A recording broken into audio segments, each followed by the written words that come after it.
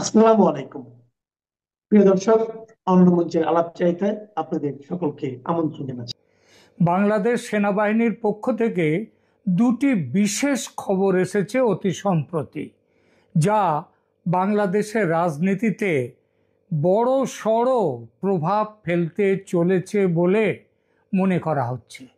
এই বড় প্রভাব অবশ্য সদর্থক বা পজিটিভ বা নঙর্থক বা নেগেটিভ কোনটা সেটার ব্যাখ্যা দু রকমে করা যেতে পারে। যার যেটা পছন্দ হয় সে সেটা নিতে পারেন। এক পক্ষের কাছে যেটা পজিটিভ, অপর পক্ষের কাছে সেটাই নেগেটিভ। সুতরাং সেনার পক্ষে থেকে আসা এই খবর দুটির আসল উদ্দেশ্য কি এবং এর ফলে কোন পক্ষ লাভবান হবে সে নিয়ে রীতিমতো দ্বন্দ্ব তৈরি হতে পারে, আর তা হয়েছেও। কেন দ্বন্দ্ব বলবো সে কথা, তবে তার আগে বলি খবর দুটি কি। প্রথম খবরটি হলো, গত 5 November army training and doctrine কমান্ডের GOC lieutenant general Moinur Rahman একটি গুরুত্বপূর্ণ সংবাদ সম্মেলন করেছেন। এখানে তিনি স্পষ্টভাবে জানিয়েছেন যে সেনাবাহিনী অবাধ ও সুষ্ঠু নির্বাচন চায় এবং নির্বাচনের পর ব্যারাকে ফিরে যেতে ইচ্ছুক সেনাবাহিনী। মইনুর রহমানের সংবাদ সম্মেলনটি অনুষ্ঠিত হয়েছিল গত বুধবার ঢাকা সেনানিবাসের অফিসার্স মেসে। বুধবার মানে হচ্ছে গত 5 নভেম্বর। এই ঢাকা সেনানিবাসের অফিসার্স মেসে দুপুরের দিকে হয়েছিল। তিনি বাংলাদেশ সেনাবাহিনীর ট্রেনিং অ্যান্ড ডক্ট্রিন কমান্ডের প্রধান হিসেবে এই প্রেস ব্রিফিংয়ে বক্তব্য রাখেন। এটি ছিল অফিসিয়াল আর্মি প্রেস ব্রিফিং এবং ঢাকা সেনানিবাসের অফিসার্স মেসে সরাসরি সাংবাদিকদের সামনে এই বক্তব্য প্রদান করা হয়। বাংলাদেশের প্রধান সংবাদ মাধ্যমগুলিতে সংবাদ সম্মেলনের পুরো বিবরণ প্রকাশিত হয় এবং সরাসরি সংবাদকর্মীদের সামনে তিনি কথা বলেন। মইনুর রহমানের সংবাদ সম্মেলনের মূল বিন্দুগুলি বাংলাদেশের প্রধান সংবাদ মাধ্যমগুলিতে যেভাবে কভার করা হয়েছে তা এরকম: 1. নির্বাচন ও স্থিতিশীলতার সম্পর্ক। তিনি বলেছেন, নির্বাচন অনুষ্ঠিত হলেই দেশের স্থিতিশীলতা ফিরে আসবে এবং আইন শৃঙ্খলা পরিস্থিতি স্বাভাবিক হবে। গত 15 মাস ধরে সেনাবাহিনী আউটফিল্ড ডিউটিতে রয়েছে এবং এটি তাদের নিয়মিত প্রশিক্ষণ ব্যবস্থাকে বিঘ্নিত করছে। সেনা তাই অবিলম্বে ব্যারাকে ফিরতে চায়। এছাড়া তিনি সোশ্যাল মিডিয়ার গুজব ও বানোয়াট প্রচারণার বিরুদ্ধেও সতর্কতা দিয়েছেন। তিনি এও জানিয়েছেন যে সেনাবাহিনী এখন আগের যে কোনো সময়ের চেয়ে বেশি ঐক্যবদ্ধ এবং ভ্রাতৃত্ববোধে দৃঢ়। আন্তর্জাতিক বিশ্লেষকরা এই সংবাদ সম্মেলনকে জুলাই চার্টার, রেফারেন্ডাম এবং ইউনূস সরকারের উদ্দেশ্যের প্রতি একটি অত্যন্ত সতর্ক বার্তা বলে মূল্যায়ন করছেন। গণভোটের বাহানায় ইউনূস সরকার সংসদীয় নির্বাচন স্থগিত করা বা পিছিয়ে দেওয়ার যে ষড়যন্ত্র করছে তার বিরুদ্ধে সেনাবাহিনী এই বার্তা দিল এই প্রেস ব্রিফিংয়ে, এ কথা মনে করছেন অনেকেই। জিন্দাল গ্লোবাল ইউনিভার্সিটির আন্তর্জাতিক সম্পর্ক বিশেষজ্ঞ শ্রীরাধা দত্ত তিনি বিশ্লেষণ করেছেন যে মইনুর রহমানের বক্তব্য মূলত অন্তর্বর্তীকালীন সরকার এবং জামায়াতে ইসলামী তার যে রেফারেন্ডাম পরিকল্পনা বা গণভোট পরিকল্পনা করেছেন, তার বিরুদ্ধে এটা একটা বড় সংকেত। শ্রীরাধা দত্ত আরও মনে করেন যে এটি জানুয়ারি 2007 সালের ঘটনার দিকে একটি সূক্ষ্ম ইঙ্গিত দিচ্ছে সেনার তরফ থেকে। কি সেই ইঙ্গিত? দেখুন, নির্বাচনের সম্ভাব্য অনুপযুক্ততার কারণে তখন যেমন সেনা শাসন জারি হয়েছিল বাংলাদেশে, তেমনটা হতে পারে এখন। কি হয়েছিল 2007 সালে একটু মনে করিয়ে দিই। বিএনপি জামাত জোট সরকারের একতরফা সংসদ নির্বাচনকে সামনে রেখে উদ্ভূত রাজনৈতিক পরিস্থিতিতে 2007 সালের 11ই জানুয়ারি দেশে জারি হয় জরুরি অবস্থা। পরে তত্ত্বাবধায়ক সরকারের আবরণে গঠিত হয় সেনা নিয়ন্ত্রিত অন্তর্বর্তীকালীন সরকার। দিনটিকে স্মরণীয় করে রাখতে পরবর্তীতে এটিকে 1/11 হিসেবে আখ্যা দেয়া হয়। অর্থাৎ তত্ত্বাবধায়ক সরকারের আড়ালে এবারও গঠিত হতে পারে সেনা নিয়ন্ত্রিত অন্তর্বর্তীকালীন সরকার। স্ট্রেট নিউজ গ্লোবাল একটি গভীর বিশ্লেষণী অনুচ্ছেদ প্রকাশ করেছে, যেখানে বলা হয়েছে যে মইনুর রহমানের কথাগুলি মূলত রেফারেন্ডাম বা গণভোট বিষয়ে ইউনূস সরকার যে নরম অবস্থান নিয়েছে তার বিরুদ্ধে সেনাবাহিনীর পক্ষ থেকে একটি কৌশলগত চাপ। ম্যাগাজিনটি লিখেছে যে জামাত ইসলামী এবং ছাত্রদল বা এনসিপি এখন রেফারেন্ডাম ক্যাম্পেইন বাড়াচ্ছে এবং এই ক্যাম্পেইন বর্তমানে সর্বোচ্চ পর্যায়ে পৌঁছেছে।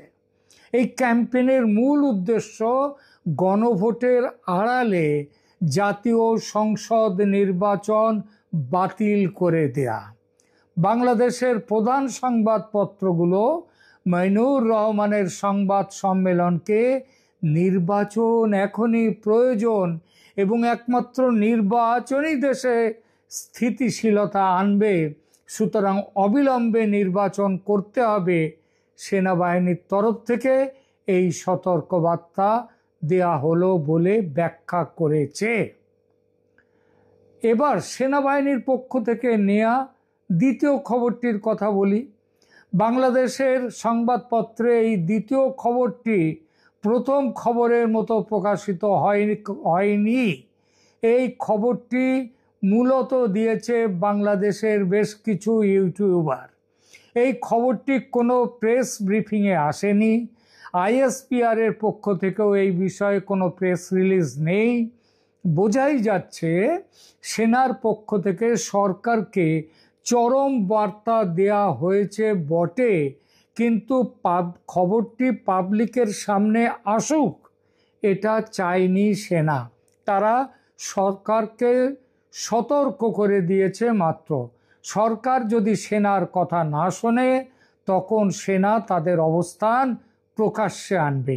কি আছে এই দ্বিতীয় খবরটিতে? অত্যন্ত নির্ভরযোগ্য সূত্র থেকে জানা গেছে গত 7ই নভেম্বরের 7 তারিখে সেনানিবাসে সেনাপ্রধান জেনারেল ওয়াকারুজ্জামানের নেতৃত্বে দেশের শীর্ষ জেনারেলদের একটি অত্যন্ত গুরুত্বপূর্ণ বৈঠক হয়েছে। এই বৈঠকে দুটি গুরুত্বপূর্ণ সিদ্ধান্ত নেওয়া হয়েছে।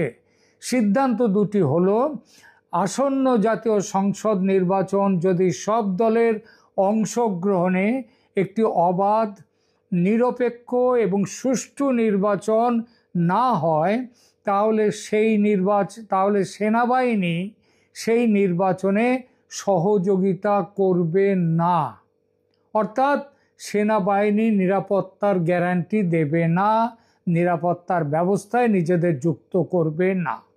অর্থাৎ সোজা কথায় আওয়ামী লীগকে বাইরে রেখে নির্বাচনের ব্যবস্থা হলে সেনা সরকারের সঙ্গে সহযোগিতা করবে না বা নিরাপত্তার জন্য সেনা মোতায়েন হবে না।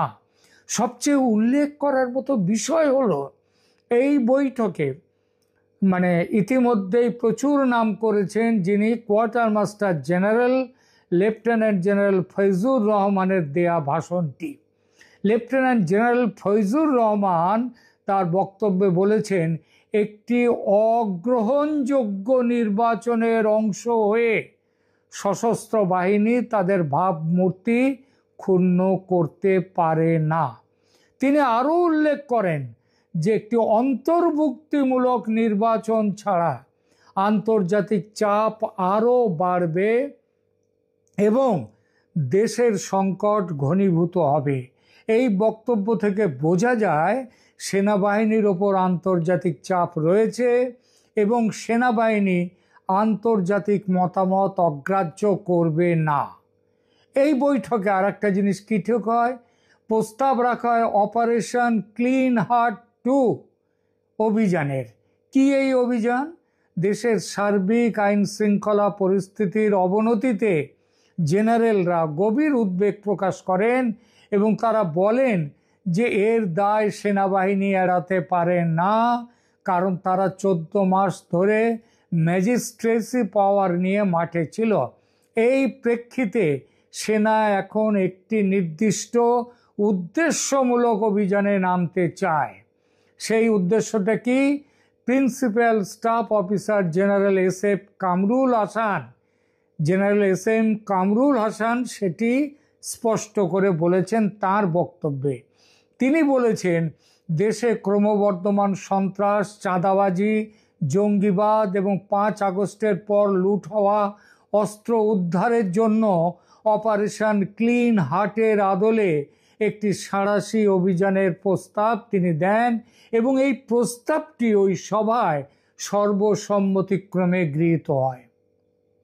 এছাড়া আরও একটি গুরুত্বপূর্ণ সিদ্ধান্ত সেদিন গৃহীত হয়েছে, সেটা হলো নির্দিষ্ট অভিযোগ বা ওয়ারেন্ট ছাড়া, খেয়াল করবেন কথাটা, নির্দিষ্ট অভিযোগ বা ওয়ারেন্ট ছাড়া কোনো রাজনৈতিক দলের কোনো নেতাকর্মীকে আর আটক করা হবে না। এখানে বলা বাহুল্য, এই কোনো রাজনৈতিক দলের নেতাকর্মী বলতে একমাত্র বোঝায় আওয়ামী লীগ এবং তার সঙ্গে যারা আছেন সেই সব সংগঠন এবং দলের নেতাকর্মীদের কথা। তাদের কথাই যে বলা হয়েছে সেটা নিশ্চয়ই আলাদা করে বলার অপেক্ষা রাখে না। অর্থাৎ মিটিং মিছিল করলেই যে লীগ কর্মীদের গ্রেপ্তারের পরিকল্পনা করেছে ইউনূস সরকার, সেনা তার সঙ্গে নেই। এই জন্যই কি সেনা তাদের অর্ধেক সদস্যকে ব্যারাকে ফিরিয়ে নিয়েছে? আর সেনা এই যে ব্যবস্থাগুলোর কথা বলল, সেটা কি 13ই আগস্টের তাদের সেদিনের যে লকডাউন আওয়ামী লীগ যে ডাক দিয়েছে সেইটার তাকে মনে রেখে কি সেনা এই সিদ্ধান্তটি নিয়েছে যে তারা যদি রাস্তায় নেমে আসে আওয়ামী লীগের নেতাকর্মীরা, তাদের বিরুদ্ধে সেনা কোনো রকম ব্যবস্থা করবে না, তাদের গ্রেপ্তার করা হবে না? এছাড়া আর একটি বড় সিদ্ধান্ত এই বৈঠকে যেটি নেওয়া হয়েছে সেটা হলো সন্ত্রাসী, চাঁদাবাজ, বিশৃঙ্খলা সৃষ্টিকারী এবং রাষ্ট্রের নিরাপত্তা বিনষ্টকারী ব্যক্তিরা, তা সে যে দলেরই হন না কেন, তাদের নির্মূল করতে কঠোরতম পদক্ষেপ নেওয়া হবে।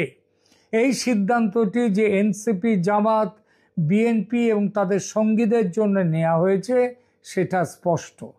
সেনার পক্ষ থেকে আসা এই দুটি খবরের দুরকম ব্যাখ্যা করা যায় এবং সে ব্যাখ্যা উঠে আসছে। প্রথম ব্যাখ্যাটি হলো, সেনা ও ইউনূস সরকারের মধ্যে সংঘাত এখন চূড়ান্ত পর্যায়ে পৌঁছেছে। এখন আর পেছন ফেরার কোনো পথ সেনার সামনে নেই। সংঘাতের কারণ আদৌ নূতন বা গোপন নয়, তা হলো দ্রুত নির্বাচন চায় সেনা। তারা চায় ইউনূসের নেতৃত্বাধীন অনির্বাচিত সরকার যথেষ্ট সময় নিয়েছে, আর সময় তাদের দেয়া হবে না। মনে রাখবেন, সেনা দাবি করেছিল এই বছরের ডিসেম্বরের মধ্যে নির্বাচন। ইউনূস কান দেননি সেই দাবিতে। তিনি ফেব্রুয়ারিতে নির্বাচন হবে বলে জানিয়েছেন, কিন্তু কার্যত ফেব্রুয়ারির নির্বাচন সম্ভাবনাও এখন অতল জলে ডুবে যাচ্ছে। জুলাই সনদ কার্যকর করতে সংসদ নির্বাচনের আগে গণভোট করার দাবি তুলেছে এনসিপি, জামাত, এবং এই দাবিতে ইউনূসের স্পষ্ট সমর্থন। এবং এই সমর্থনের মূল উদ্দেশ্যই হলো যে সংসদ নির্বাচন, জাতীয় নির্বাচনকে পেছনে ঠেলে দেয়া অনির্দিষ্টকালের জন্য। এটা যে সেনার মনঃপূত নয়, সেই বার্তা এসেছে ওপরের দুটি খবরেই। কিন্তু দ্বিতীয় খবরটিতে স্পষ্ট করে বলা হয়েছে কোনো বিশেষ দলকে বাইরে রেখে, অর্থাৎ আওয়ামী লীগকে বাইরে রেখে নির্বাচন করলে সে নির্বাচন গ্রহণযোগ্য হবে না। এভাবে নির্বাচন করলে সেনা কোনোভাবেই অংশ নেবে না সে নির্বাচনে। আওয়ামী লীগের পক্ষভুক্ত হয়ে এমন স্পষ্ট বার্তা এই প্রথম দিল সেনা বলে মনে করার কারণ আছে অবশ্যই। এটা নিশ্চিতভাবে আওয়ামী লীগের নেতাকর্মীদের চাঙ্গা করার পক্ষে যথেষ্ট, এবং একই সঙ্গে এনসিপি, জামাত, এমনকি বিএনপিকে হতাশ করবে এই খবর বিপুলভাবে। কারণ আওয়ামী লীগের ওপর থেকে নিষেধাজ্ঞা উঠে গেলে এবং তারা নির্বাচনে অংশ নিলে আওয়ামী লীগ বিরোধী যারা এখন ক্ষমতা দখলের সুখ স্বপ্নে মশগুল হয়ে রয়েছে তাদের ঘুম ভাঙবে প্রবল দুঃস্বপ্নে। এটা হলো এই খবরের একটা দিক। আর একটা দিকে কি আছে?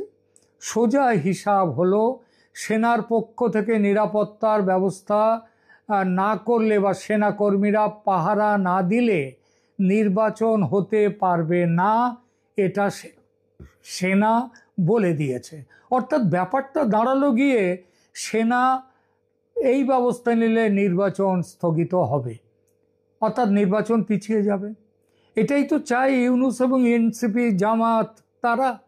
সুতরাং সেনার বিবৃতি বা সতর্ক বার্তা যেটাই বলুন না কেন, আখেরে কার্যকর হলে নির্বাচন না হওয়ার সম্ভাবনাই একমাত্র সম্ভাবনা। এটা হচ্ছে খবরের অন্য দিক। এমন সম্ভাবনা জোরদার হয় আরেকটি বিষয় দেখলে, সেটা হচ্ছে কোয়ার্টার মাস্টার জেনারেল ফয়জুর রহমানের ভূমিকা। তিনি যেভাবে দ্রুত নির্বাচন এবং আওয়ামী লীগকে নিয়ে নির্বাচনের সপক্ষে বক্তব্য রেখেছেন, তাতে ভুরু কুঁচকে যাওয়া অত্যন্ত স্বাভাবিক। পাকিস্তানের আইএসআই ও জামাত ঘনিষ্ঠ ফয়জুর রহমানের মুখে ফ্রি, ফেয়ার অ্যান্ড ইনক্লুসিভ ইলেকশনের কথা শুনে কেন কে জানে আমার মনে পড়ে গেল মহাভারতের শকুনি মামার কথা, যিনি দুর্যোধনের বা কৌরবদের ভালো করার নামে তাদের ধ্বংসের পরিকল্পনা করেছিলেন। ফয়জুর রহমানের এমন উল্টো বার্তা নির্বাচন বাতিলের উদ্দেশ্যে করা নয় তো? সময় বলবে কি আছে তাহার মনে। তবে এটা নিঃসন্দেহে বলা যায়, প্রলয় ঝড় উঠতে চলেছে বাংলাদেশের রাজনীতিতে। এই ঝড়ে কে বাঁচে কে মরে সেটা বোঝা যাবে খুব শিগগির। এখনকার মতো এখানেই রাখছি। ধন্যবাদ।